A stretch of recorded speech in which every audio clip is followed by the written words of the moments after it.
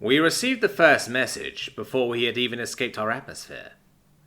We believed that there were many more we had missed, as we only noticed the signal at the very beginning of our information age and failed to record it the first time.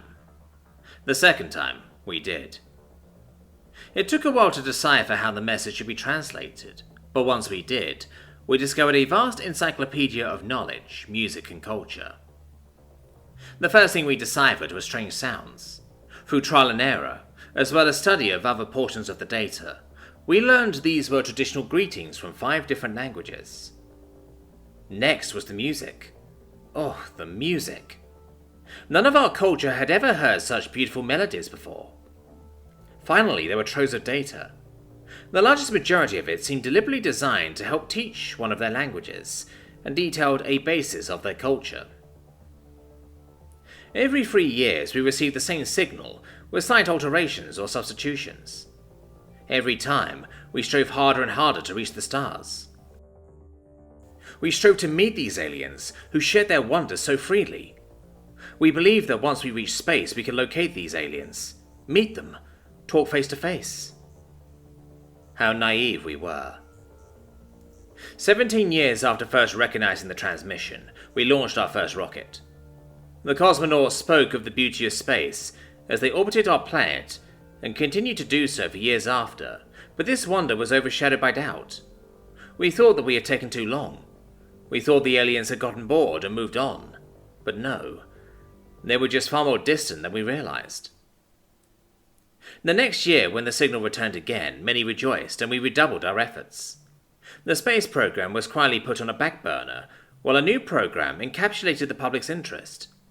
We were going to try to recreate the signal we had received. We toiled for another 5 years before we felt certain we had replicated their transmitter. We sent our first message, and waited, and waited, and waited. Until the next year, when we received the same generalized message we had heard 1,000 times by then. We almost gave up.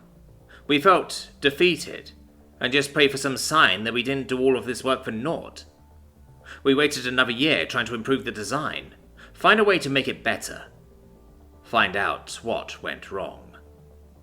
Then we received it. A new message broke the 3-year pattern. Greetings, intergalactic pen pals. We have long hoped to find ourselves not alone in this universe. We are quite fascinated by your seemingly in-depth understanding of our language.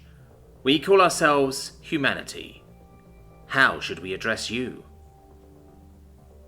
This sparked a long-lasting, although maddeningly slow conversation that would take both of our species to understand an unparalleled level of camaraderie, especially for 2 species who never met. Today, we begin our first manned spaceflight in 2 centuries, intended to bridge the gap between humans and ourselves. Wish us luck, and we hope to hear from you once we reach the humans.